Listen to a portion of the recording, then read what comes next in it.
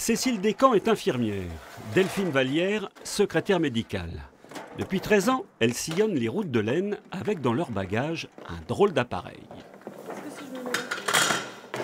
Le voici, c'est un rétinographe avec lequel on réalise des photos de fond d'œil.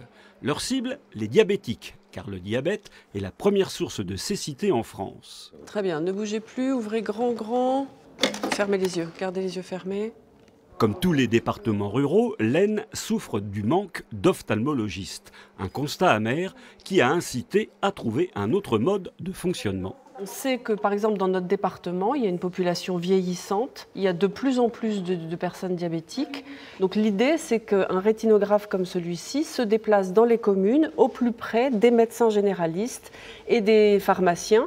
Donc on est vraiment à la source, quoi. Et donc c'est vraiment les médecins généralistes qui nous envoient leurs patients diabétiques ou les pharmaciens parce qu'ils connaissent aussi leurs clients quand ils viennent acheter des médicaments pour le diabète. Dans les jours qui suivent, les clichés sont analysés par des ophtalmologistes. Si un problème est détecté, le patient est alerté immédiatement pour consultation. On arrive à demander aux ophtalmologistes de les prendre sous quinzaine, s'il y a besoin, et plus court s'il y a extrême urgence. Sur les rétinopathies diabétiques et bien sûr sur les autres pathologies que malheureusement on est amené à découvrir parfois en faisant ces fonds d'œil. Pour un diabétique, cet examen doit être annuel, ce qui dans la réalité est rarement le cas. Autre avantage de cette arrivée de la technologie en milieu rural, la rapidité d'intervention. À peine 10 minutes, entretien médical compris, de quoi réjouir les bénéficiaires.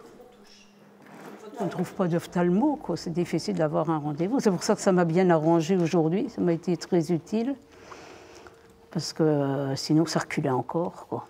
Je perds pas ma journée en plus, sinon il faut aller à la race. En général, on perd une journée. Là, bon, je vais repartir au travail après.